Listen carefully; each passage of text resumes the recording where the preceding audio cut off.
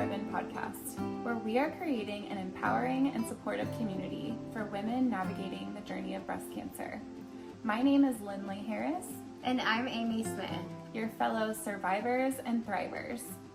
Whether you are currently facing a diagnosis, undergoing treatment, or adjusting to life after cancer, this podcast is for you.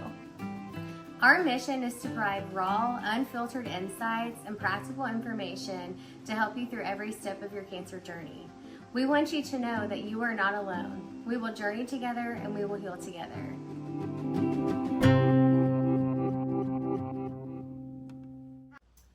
Welcome back for episode 6. We're going to talk about surgery today. So, man, I can't believe we're going back to that. Me neither. It feels like it's been so long, but at the same time, it feels like yesterday. That's the truest statement out of all of this. I feel like it's just so many vivid details that I would never forget, you know?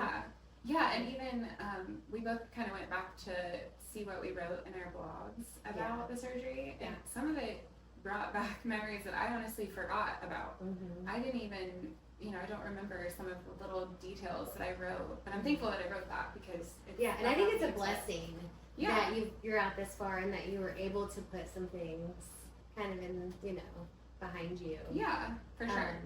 Because sometimes, it can be overwhelming. It's a lot of things. Yeah.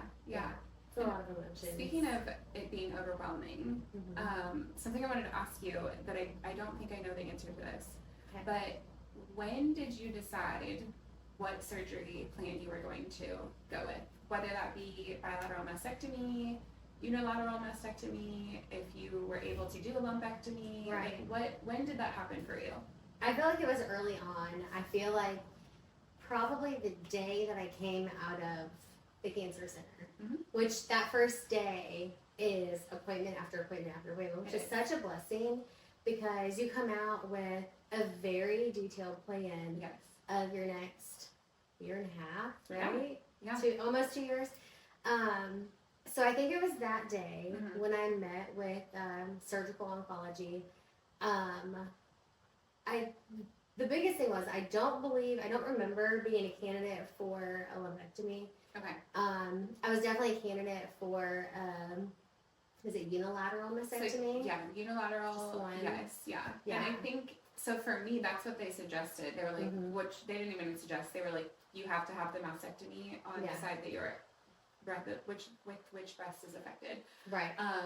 But it depends on what your scenario is. So whether you're stage 1, stage 2, how big your tumor is, has it spread to your lymph nodes, all of those things.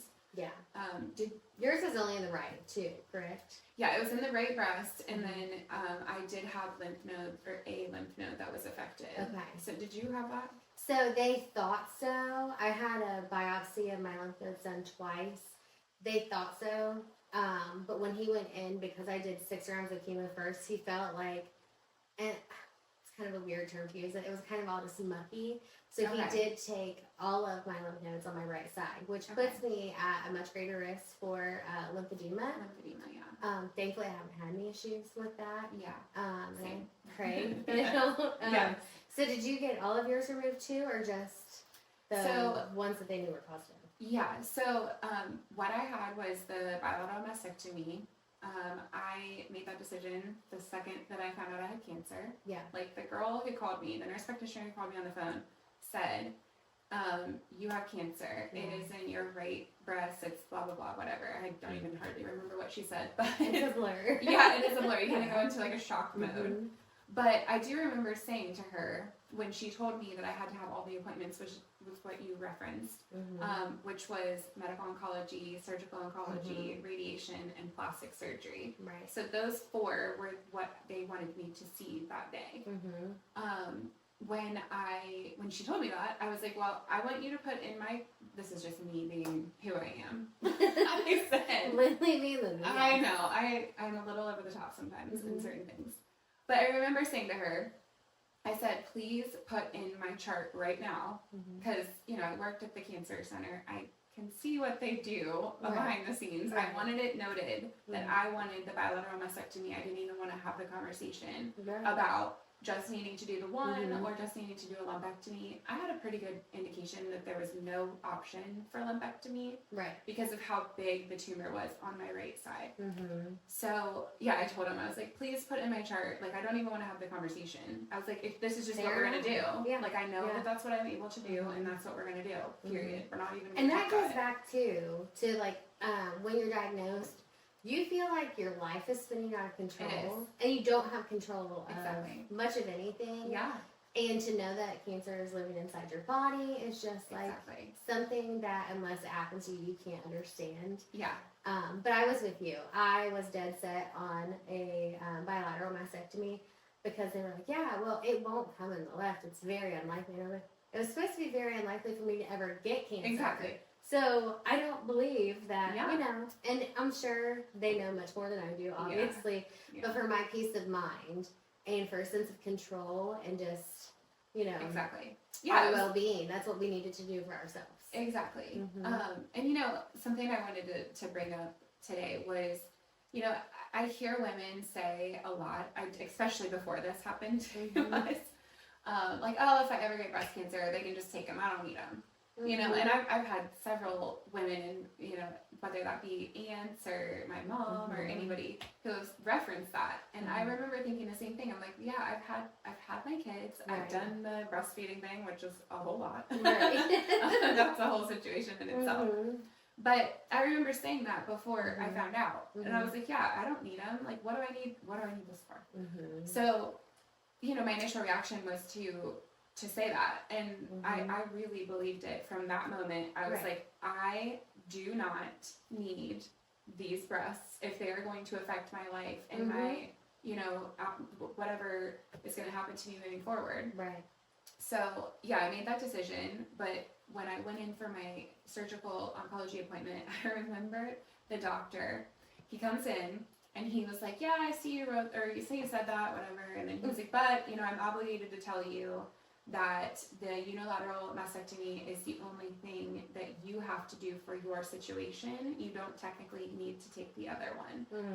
And he like referenced, you know, the reason is because there's no data that shows that you have a higher risk of it coming back in the other breast and blah, blah, blah.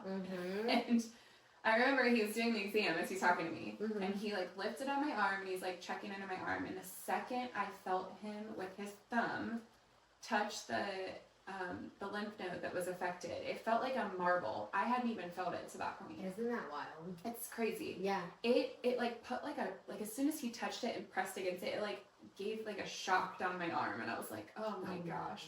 So obviously I knew right then, and he did too. But you have to go through the process. You have to get them biopsied and everything. And you know, I remember saying to him, I was like, well, that one has cancer. And he was like, well, we don't know that. And I said, yeah, we do. I mean, I was trying to make light of the situation because I was obviously nervous and didn't know what was to come. Yeah. But thankfully, they were able to get me in for the biopsy that day. But I remember telling him, I was like, okay, so does that mean that I have to have all of the lymph nodes out, which was the question you asked a little bit ago. And he was like, well, the standard of care is that if one is affected, they're all affected. So we will take all of them. Right. So I was like nervous because of the lymphedema situation. Like, I'm like, okay, am I going to be, you know, I'm going to end up with this, you know, swelled up arm and a sleeve all the time. Like, what does that mean? Right. So I remember saying, like, okay, whatever we got to do, that's what we got to do. But you said that you didn't have any that were affected, your lymph nodes? He thought that there were one or two. Okay. And then when he got in there, he was like, he just felt better taking them all. Yeah. Which, when I woke up from surgery and heard that, was hard to swallow. Yeah. And, like, process, because I was like, oh my gosh, because we've been forewarned so much about lymphedema and all the risks and things that can happen with that. But I didn't have a choice at that point. And looking back now, I'm grateful, but I'm obviously not affected by lymphedema, so that does make it easier to look back on as well. But I was surprised, you know. You know, so for myself, and even for you, when you find out we have cancer, we go to all of these appointments, we set up a plan, and then you start following the plan, and things change, obviously, especially as you go through, and how is the chemo working, how did that affect your tumor, did it go down, did it, you know, So mine, you couldn't feel the tumor by the time I was in round 3 or 4. Like, you could feel it, like, up to that point, somewhere in there. I would have to go back and I feel like that's consistent with mine. So I think it was like I saw my oncologist, then the nurse practitioner, like every other. So on my third one, I remember him doing like a manual exam. Sounds like a weird way to put it. But that's, you know. And he couldn't feel it. And I'd already known because I was obviously more aware than ever. But it was my third one too. And I was like, what a great feeling. You know? So 2 things. Like, one, that our tumors we could feel because, you know, I feel for the people who it's inside their body and, you know, that they can't feel to know that it's there or whatever if the chemo's working. And 2, that we could live without breasts. You know, it wasn't an organ that we needed to survive or anything like that. So, you know, I always try to look back on like blessings and situations to see you know, the light. You know, and that's what helps get me through sometimes. You know? But I do, so like as we, like you said, we went through and then finally we weren't able to feel the tumor. So we know that the chemo is working and doing its job. Thank God, honestly. But for me, by the time I was in so I did the 6th round of chemo, which was the last one. And then I believe it was like a week or 2 later, I went to my pre-op appointment and then we're starting to discuss, okay, so we're going back to what we talked about 5 months ago. You said you wanted the bilateral mastectomy. Absolutely, yes, I do. But I was starting to think about the lymph nodes and what does that look like if they take all of them out? And I remember saying to him, I was like, is there any clinical trial? Because the hospital we went to, they are a research hospital, so they have a lot of research studies, which is something that is not offered at your rural hospital, that is not equipped for that. So thankfully we were in the right place. I mean, we had a bit of a drive, but it was not it's anything, any one of us would have been like, no, you know. It was worth it. Absolutely. But I did ask, I said, you know, is there any clinical trials that I could enroll in with the lymph nodes, like if I weren't to have them taken out? And I remember him looking at me going, okay, but the standard of care is that we take all of them. If one is affected, you know. And I said, but I remember saying, and I was like, and I don't know what made me want to do that at that time. I'm still, like, I can't really go back to that feeling of what I was thinking of feeling at that time. But I remember when he was feeling around for it, he was like, yeah, like, you know, obviously the cancer or the chemo has done its job, like getting rid of the tumor and, you know, or shrinking it to its smallest size, hopefully. And he said, you know, I can't feel the lymph node, but there is a study. I remember he was a little, like, he was like kind of taken back because I feel like I'm just not the typical, like my mindset is maybe just different than most people, I suppose. But I kept saying, I was like, you know, like, you know, how many lymph nodes do I have? And he said, everybody is different. Not everybody has the same amount of lymph nodes in their body, which that is something I did not know. I didn't until then either. So it's not like, okay, there's 16 in your arm. We're going to take every single one of them. Like, they don't know until they get in there how many lymph nodes you truly have. So for me, he said, well, we are definitely taking the sentinel node, and which is the one that I was affected. And then he said, you know, there is a trial that if we get in there, we do a CT scan. So this is getting a little intense. He said what we do, prior to going into the surgery, they inject dye into your nipple.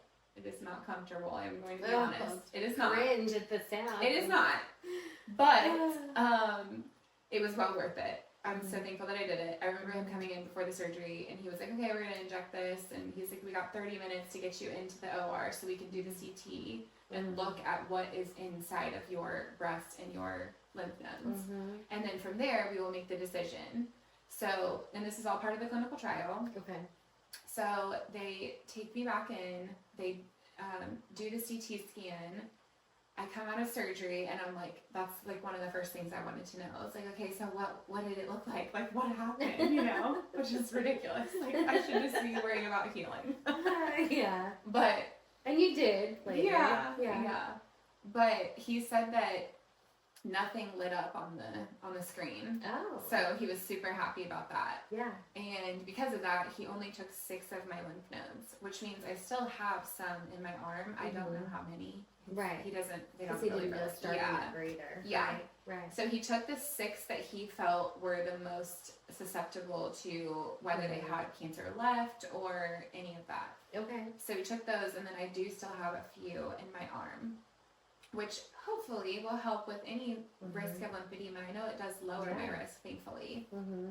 But yeah, we'll see. I don't know. I just was like really worried about lymphedema affecting my future with, you know, my arm, the usage of your arm, all of that. And I'm going to be honest for a second. Like the thought of having to wear some type of like sleeve or whatever. I mean, we were in our early 30s at that point. Yeah. And, you know, we had our children, and so it was almost like at this point we were going to focus on ourselves, I feel like. Yeah. And so our breasts being taken, then the risk of like having to wear like a sleeve or be restricted because of that was bothersome to me. Yeah, I didn't want to do that. You know, and it's also hard when it's beyond your control. Exactly. You know, so it's like it's not being superficial. It's you know, you're dealt some bad cards, and it's okay to feel how you want to feel about it. You know, exactly. But I'm so glad that neither one of us has had to deal with that, because I feel like we already have enough. Yeah. You know, and there are still things to come too, but. So something else I wanted to discuss is I want to hear from you. Like, describe the day of surgery and like what all took place for you. Okay, so the night before, because I had my daughter, my husband and my mom were the ones that would like primarily go to my appointments with me. So we were like, okay. Because they're like very similar too, so I feel like they're a good support system for one another, and they're also my people. Yeah. So we went. They came over the night before, and my mom and my dad stayed at the house, and that way my daughter could just sleep in, and she was comfortable. She's at her place because I never really left her much before any of this cancer treatment.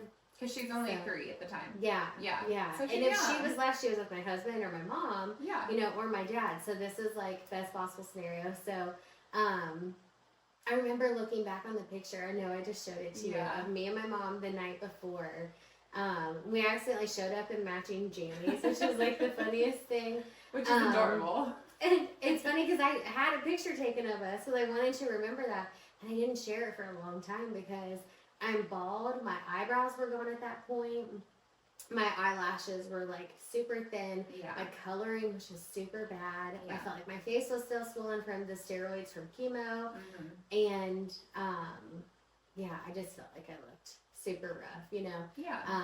But we got up super early and we headed to the hospital, and I was super nervous. My mother-in-law came, and they all got to like be in the room with me before, and you know, we prayed and just gave me a sense of peace that I needed, because I was scared. Of course. And they came in, and I think it was the anesthesiologist offered something to like kind of help me chill, and like, where were you when I got here? The first thing this morning. We could have started with this, but all in all, they took me back into surgery, and everything went okay. They did take, obviously, more lymph nodes than we weren't really sure in the beginning. But they took all of those, like we had said, and then I woke up in recovery, like, shortly after. It seems like it just went by, like, super fast. So what time in that day was your surgery? Were you, like, the first surgery of the day? I was one of the first ones. Okay. Which is so nice, because with nerves and not eating and everything, it's just so much easier to go in and get it done. Because you do have to Were fast. you one of the first? So, I was the first surgery of the day, which was 7 a.m. That's the first one. Who went with you? Jason, your husband? So, Jason and my mom. Okay. We left the house at, I think, like 4 o'clock in the morning, because I had to be there at 5. You have to be there 2 hours before. So, I remember I remember walking from the parking garage into the hospital, and there was like a bunch of people just standing and like waiting for registration, because you have to get registered before you go upstairs. And I remember thinking, okay, which person is the person going to have surgery? Like, I want to connect with somebody, but at the same time, I didn't want to talk because I was so nervous. Oh my gosh, and it's that early still too. Yeah, I was like nervous, but I was trying to also hold up that like persona that I was like, oh, it's fine. It's fine. Because I didn't want my mom or my husband to be stressed, because I was stressed, you know? And it's a hard feeling knowing that you're going to be in and under, and that the shoes that they're going to be in. Exactly. And that's hard, because, you know, so we're used to being strong for other people, because that's part of how we are as mothers too. Yeah. But yeah, that's hard. Yeah, and I just felt so bad that they had to sit out there, because all I kept thinking, and I'll share something that I shared on like Facebook or something the morning of. I remember thinking, like, if my kids were the ones in my shoes, how I would feel sitting out in the waiting room, and how uncomfortable that would feel, because I don't have control. It's all the control thing. Which is really something that gave me a little bit of peace going through that. It's just knowing they're not the ones in this you know, bed. They're being rolled back into the OR. Right. So it gave me a lot more strength knowing that I'm good, I got this. Like, it's totally okay. Because if I was on the other side of it, I would have been a complete mess.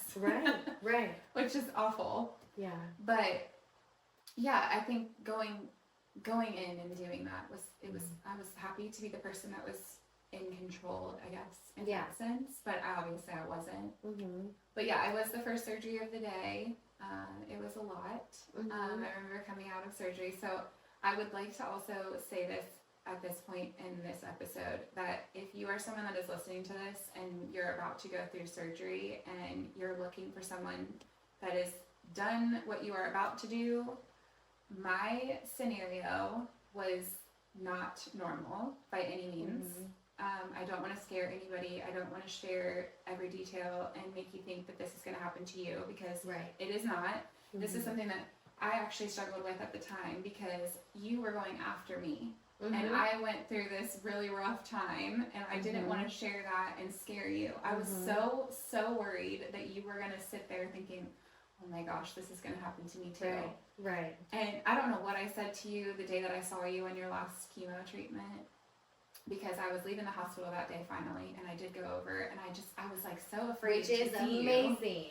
Seriously, I could not have done what you did. Yeah. I know we kind of like talked about it in the last one, but I mean, you know, and once your full story is talked about, just the reality of the fact that you left the hospital and came to my chemo is wild. But okay, so let's go back. So I have the surgery. It's at 7 a.m. In my blog post, I wrote that I came out of surgery at 10:27, and I know that, I was sharing with you earlier, I know that because when you're being rolled through the hallways and you're going into the PACU, which is the recovery, there's the time, like the clock on the wall, and I remember that was when I woke up. Like, I was like awake. Like, I knew. So wild. It is so weird, and I hold on to stuff like that. That's just who I am. You know. It really is. Yeah. But 10:27 was what I saw, and all I remember thinking was, okay, it's not 7 a.m. anymore. Like, I'm not the person in the OR. Like, this is the other side of it. Because it feels like an instant, right? It does, yeah. It just kind of feels that way, but then at the same time, you're like, what has happened to me? Like, first off, I'm breathing. So that was something I, remember thinking, okay, I'm breathing and I'm good. Like, I made it through the surgery.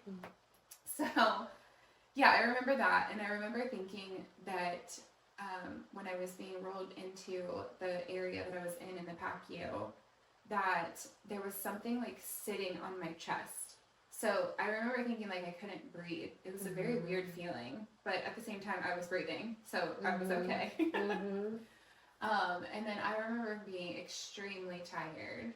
Which, did you feel that way? Yeah, I think anesthesia always does that for me. Like, it was, when I had my C-section, it was very hard to wake up. Yeah. It's just like a really heavy sleep. You know? I just remember being extremely tired to the point where they're talking to me, but I'm really not responding. Yeah. I felt like I was responding, but I wasn't. Because I was just like, there was just this heaviness to me. Mm-hmm. But I remember the nurse was, so when you come out of surgery, you have drains. If you have a mastectomy, whatever your doctor does, that's per their, the type of drain that you have. Right. The ones that I had, and I'll have to go back and I can share that on like social media or any of our other platforms, but the type of drain that I had, so it was one tube that was inside my chest, and it was like a disc, so it almost looked like a CD that was like compressed. So I know some people will see that they'll have like the little, the bulbs. The bulbs, yeah. Those are called like JP drains, I think. Yes. Yeah. Yeah, my doctor did it old school. He had been doing this for a very long time. So mine were these little discs that were would fill up, and they would open, and then as you drain them, you squeeze them, and then everything would come out. So sorry if that's gross. I just remember showing pictures. Yeah. Yeah, and I'll definitely share all the pictures and everything of what that looked like. Yeah. But I remember she would, drain the left one, because that's part of the process. They drain them to see how things look after surgery, to make sure that they're draining the proper amount. And then then she would come over to the right side, which this is the side that I had cancer on. So this is the side that, in my opinion, probably had the most trauma. Right. So she would come over and she would do the right side, and every time I just remember looking up at her, and she always had this concerned look on her face. And obviously I am exhausted through this period of time. I am trying to figure out why I feel so awful, and I remember all I wanted was a drink of water, because my mouth was so dry. Oh yeah. Because you're not allowed to drink or eat before you have surgery. Then you come out of surgery, and you're in this period of, well, we can't give you anything yet because we haven't cleared you from the procedure. Okay. I just kept saying, can I please have water? Can I please have water? And I also wanted chapstick. My lips are so dry, so dry. And so she finally did get chapstick for me, and she put a little bit of chapstick on the outside of my lips, because it was they felt like they were cracked because I was so dry. Right. But she kept saying, there's just a little bit too much coming out of this right side. And I kept thinking, well, what does that mean? And so finally she calls the fellow for the doctor that he was working with, the physician that was taking care of me and did my procedure. He comes out and he's assessing what's going on. And I remember thinking, there's something obviously wrong, because I don't feel like I should be feeling this way at this point. So he says, he was I'm going to touch base with the doctor, but we might need to do something to take care of the issue that you're having here. And I remember him saying the right side of my chest was very purple. It looked like I was extremely bruised. And it was so quickly after surgery, which usually it takes a little bit of time for that to all develop, because it's the blood that's underneath your incision and everything. So he goes back in the OR. He's talking to the doctor that is in charge of everything, and he then comes back out and he said, the doctor thinks, and I'm trying not to use his name because I want to be oh yeah. Yeah, for sure. But the doctor thinks you might have a hematoma on the right side, which is a bleed, which is not controlled. It's just continuing and continuing and continuing, which is why the cup they're draining everything into is so full compared to the left side. The left side was just very minimal. Right. So he's like, I'm going to talk to him. We're going to see what we're going to do. And then, he's obviously still doing the procedures that he had lined up for that day. And he comes back out for the third time, and he was like, the doctor thinks that we're probably going to have to do surgery. So I'm going to go ahead and be proactive. We're going to get all of the forms signed so we can, because we have to have somebody sign off on this. Now, something that I thought was funny that happened, and I remember this because that was my control, making sure I remember all the things. He was like, I'm going to have you sign this form, this release to, go back into the OR. I had just been under anesthesia.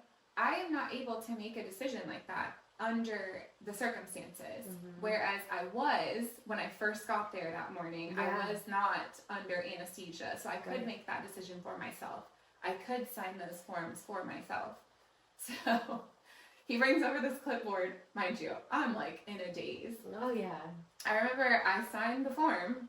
I was just like, okay, whatever. And the nurse comes over and she was like, she's not able to sign that form. And he was like, well, what do you mean? Because he's a fellow, he's learning, he's still learning through the process of surgery and all of that. Mm-hmm. And I'm sure he hadn't been in this scenario very often. Like, how often do you have to take somebody back into the OR? Right. But because honestly, you are the only one that I've heard of having this after their mastectomy. So yeah. So he stops and she goes, we need to have the person who is in charge of her care under this scenario, which is my husband. Mm-hmm. He was, the power of attorney in that scenario. Mm-hmm. And we need him to sign this form. So they finally figure that out, and they take the form out to him, and they explain to him and my mom, and I believe my mother-in-law was there, and one of my friends.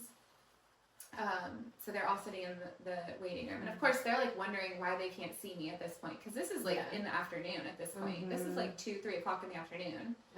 And I remember my husband told me this later, that my mom was just so stressed, like, why can we not see her? Right. Why can we not see her? Mm-hmm. What is taking so stinking long? Like, right. And I get it. Everybody was probably like, what is happening? Because on the original plan, this was not the timeline that they had discussed. Yeah. Exactly. So how long after your surgery did you see your family? Do you know how long it was? I feel like it was shortly after I came out of PACU. Yeah. Right? Yeah. But I don't know for sure. Because typically you're in the PACU for about 2 hours. That's typically the window. And then they take you to recovery, and your family can come in, and then they get you in a room. Is typically how it goes. But yeah, I was in the PACU the whole time. So did you have a private room? I ended up having, so I'll get into that. Yeah. I'll get into that. It's like 2-3 o'clock in the afternoon. My husband finally gets to talk to the doctor. They sign all the paperwork, and yes, I'm going back into the OR. Mm-hmm. Now, I have to wait until my physician is done with all of his surgeries that are lined up for the day. So when I went back into the OR, because I did have to go back in to have this all cleaned up and fixed and whatever, at this point, it is before, like, by the time I was able to go back into the OR, it was like 6 o'clock at night. So it's been a very long day. It's been very drawn out, and it's been stressful for my loved ones who are sitting in the waiting room. Right. They do not typically let people come into the PACU who are family members. However, their PACU is like, they don't have as many people in there because the surgeries have all, people have been shifted through and whatnot. So they finally let someone come back in, and they asked me who I wanted to see. And I remember thinking, oh my gosh, now I have to pick, because I can only have one person. Right. So I was so stressed out. I was like, okay, well, I would really like to see my husband because I know that he is stressed. Yeah. However, my mom is still sitting in the waiting room, and I know that she's stressed as well. So it's like you have to make this big decision. And she handles it in a different way than your husband handles it. I mean, just as women and mothers do. Exactly. And, originally they were saying, we want to, whoever is in charge of your care, we would like for them to be the one to come back, because that's typically how this would go. So my husband comes back, and then the nurse says, you know what, I'm just going to let him stay for maybe 10 minutes. And then we'll let your mom come back. And I was like, perfect. Yeah. That makes me feel so much happier. So my husband comes back. I FaceTime the people that are in the OR, or in the waiting room. So it's my mom, my friend, and my mother-in-law. And I can only imagine what that looked like. Because, we had that, like, blue dye all over us. We looked crazy. I remember that very vividly. Yeah. Like, did your mom or your husband say anything when they saw you for the first time and you were, like, covered in that blue dye?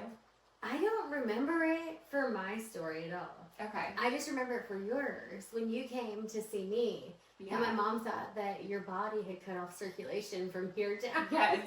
Oh, yeah. And she, had a nurse pop in and like, no, that's normal. It's just like the iodine that they put on it, but it's blue. Yeah. Yeah. Well, I remember on FaceTime, my husband's holding the phone, and I'm, like, telling my mom, like, I'm good, it's okay, like, I'm fine, it's gonna be fine, like, trying to reassure. When in reality, we don't look our best. No, we do. We look a little rough. We have no hair, we're pale as all get out. Right. And blue. And my lips are blue. Yeah. I mean, just everything about me was just off. Right. But I remember my mother-in-law saying, why is she blue? Like, over FaceTime.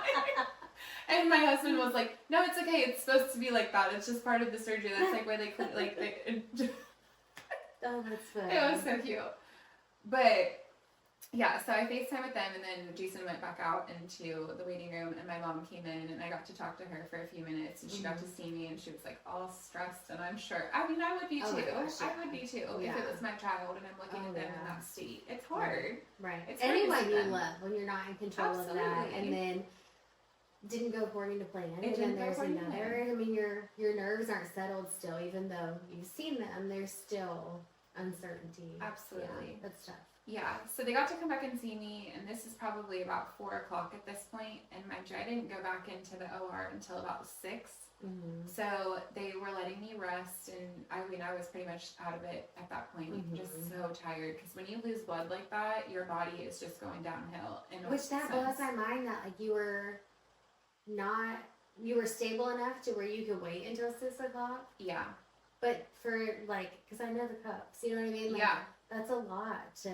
Yeah, so they just kept drawing blood and, you know, making sure that my levels were in a stable space. Like, even though you're not at the level you should be at, there is a window before you're in, like, a window where they got to do something. Right, so even though you're not feeling the best, there's, like, a little window where it's okay to just wait it out, even though I felt awful. So, this is the part of this day where I was in probably the worst headspace. They come back out from their last surgery, and I remember my doctor coming up to me. He didn't even look at me because he had already seen all the numbers and everything from my blood draws and all of that. And he was like, all right, it's time to go back in. He was like, we're going to go get you cleaned up. Don't worry, you're going to feel a lot better after we get this over with. And I remember at that point, I was like, please, God, just let me make it through this, because I did not know what was to come. This was not part of the plan, right? Right. And in some senses, I'm like, you know, is there really ever a plan? Is there really ever a perfect plan? And it's not going to be ours or what we think it's supposed to look like, too. No. You know? Yeah. Yeah. So, so I remember we were rolling back in. I'm getting really, really sleepy because they had probably already administered the anesthesia at that point. They want to get me knocked out so they can get this done as quickly as they can. So I just remember thinking, please let me make it through this. Like, I don't know what's happening to me at this point because I'm like obviously under anesthesia. I feel like I'm so out of my body. I'm not in control, like we always go back to. I know. That's the thing. Yeah. But the next thing I remember is I don't even know what time it is. All I remember is that I am being set up on the OR table by the nurses and the doctors, and they are wrapping an ace bandage around my chest. You remember that? I do remember that. I remember the feeling of, how often do people lift you up like that? Like, right? Yeah. That's an awkward feeling. Yeah. But I'm being set up on the OR table. All the lights are on me. And I'm just trying to figure out what is happening. I'm like, am I dreaming? Am I actually dreaming? Because this feels like a dream. Yeah. And then by the time I realize, because at this point, I am in a lot of pain. I really am in a lot of pain at that point. It was so uncomfortable. I felt like somebody had just, ripped me up, and it was just a lot.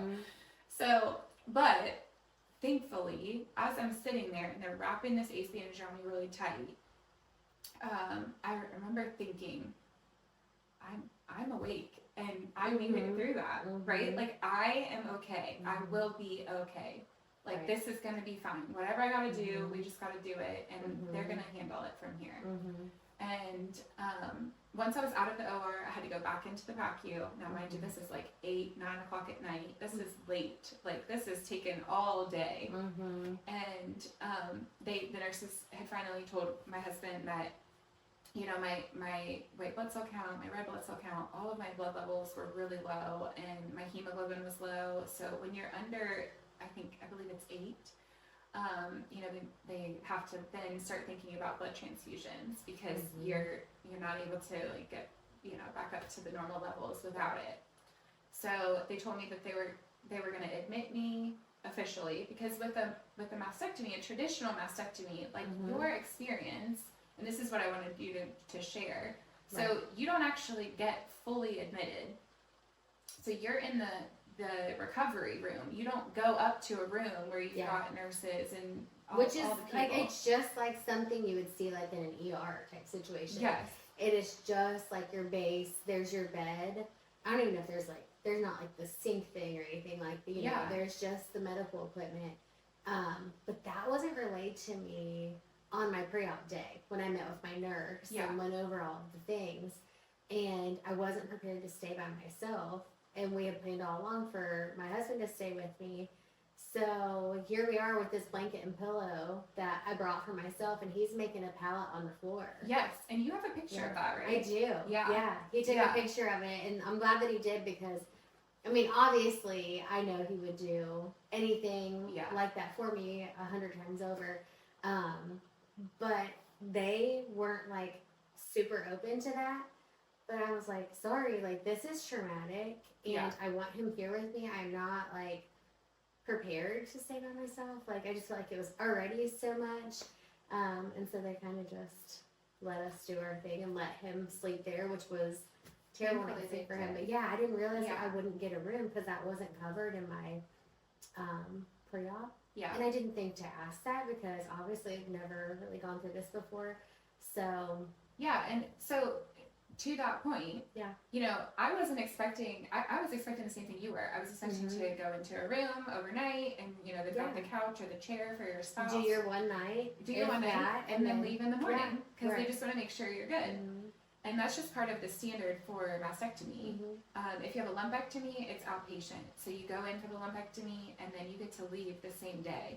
You don't have to go through, you do have to go through, obviously, the PACU where they go through recovery and make sure you're good to go, like any procedure. So lumpectomy is similar to like what we went through with our ports for the most part? Yep. Like, okay. Yep. So with the mastectomy, they just keep you overnight. And sometimes I do know with a unilateral mastectomy, that sometimes will be outpatient as well, like a lumpectomy. Not always, it depends on the doctor and the facility, but I do know that can sometimes be outpatient. Okay. But because we had both, we are in that standard of care where they keep you for, you know, whatever, I think that's like 23 hours is the cutoff. Okay. Before they have to admit you officially. So, but for me, I wasn't expecting to be there. Like, I was expecting, you know, just the quick little, whatever. I think I packed like one pair of underwear, one pair of whatever. And my husband, he didn't pack anything. He was like, oh, it'll be fine. It's just one night. I'll wear the same clothes. It'll be fine. So at this point, you're about to have a blood transfusion in a room that you've been admitted to? Yeah, so I get up to the room. It's probably, I have all this time lined out, but I think it was like 10:15 at night. I finally get brought up to the floor that I'm going to be on. They are ordering my bags of blood, whatever I needed. They start with one and then they just keep, you know, as they keep checking you. Yeah. Now, when we get into like the blood transfusion piece, I am O negative, which I can only receive O negative blood. So they don't have that on hand at the hospital. They have to order it from the Red Cross and they bring it to the hospital. So that was a little delayed. I don't think I started the blood transfusions until it was like well into the early hours of the morning. And which actually, I might be wrong on that. I think in the picture, which I shared, there is a bag of blood. I think they had ordered it before I went into the OR because I was already down so low. Right, and they knew that was so. That's right. So I did have a bag of blood coming out of the PACU, and then the next morning, like early hours of the morning, they're checking my blood levels, and I'm still really low. So they had to order another round, and that obviously, like I said, it takes time. So I didn't get another one until the early hours of the next morning. And then here we are. So I'm like starting to feel a little bit better as we go through this process, but I feel pretty rough. Like overall, I felt horrible because it's just like you got hit by a bus or something. You're like, what's going on? And then after we get to the next day, they're like, okay, we want you to eat. We want you to go to the bathroom. also something unpleasant, you have to have a catheter. Oh. I had a catheter. So I'm like, okay. They kept the catheter in because I wasn't able to move because I was very, very off. Like I had vertigo. I felt very shaky, just even sitting up in the bed. Yeah, I mean, they kept the catheter in, and of course I was like devastated because I'm like, okay, well, this isn't exciting. I mean, how often do you have that? And as a female, I'm terrified of what that's going to feel like when they take it out. But thankfully, because there was just so much other stuff going on, that was the least thing. I mean, that really wasn't the big deal, you know, after all said and done. Right. But they did finally take that out probably about 24 hours after I had been upstairs. So it was like probably the next evening, they finally took it out and said that they would, that if I needed to, they would just straight cath you to have you urinate, which was awful. They did do that, I think, twice, which was so uncomfortable, but at the same time, it's really not that big of a deal, like I said. Like, I know it's scary, and if someone that's listening to this, they're probably like, great, this is what we have to look forward to. What you don't know going into the surgery is they do that standard. Like, they do that while you're in the OR, but you don't even really, you're not even ever really supposed to know that that's what happened. Right. But, yeah, so they take that out. I'm good to go. I can finally get up out of the bed. I stood up a couple times. They had me, I didn't actually go into the bathroom in the room for the first 2 or 3 times that I actually went to the bathroom. I just had the little potty seat like right next to the bed, and that was really all I was able to do because I was just so weak and felt very off. Like I said, the vertigo is no joke, and just feeling like you're almost like on a boat, it just felt very uncomfortable, and I was like, they were obviously, I was a fall risk, all of those things. But finally, so that was on Monday, I had my surgery. I stayed in the hospital until Thursday, so it was about 4 full days, just about. And I remember Thursday was your last chemo. Yeah. So I remember when we were leaving, getting ready to leave the hospital, I was so devastated that I was not going to be there because the plan all along was I was going to have my, surgery on Monday. I was going to go home, rest for a couple of days, and then I would probably want to be able to get out of the house. That was the plan Jason and I had. So we were going to show up on Thursday and surprise you because I didn't tell you. Yeah, because I didn't have any clue that it was on your radar. Yeah. Like, because I knew that what you were about to go through, this much of it.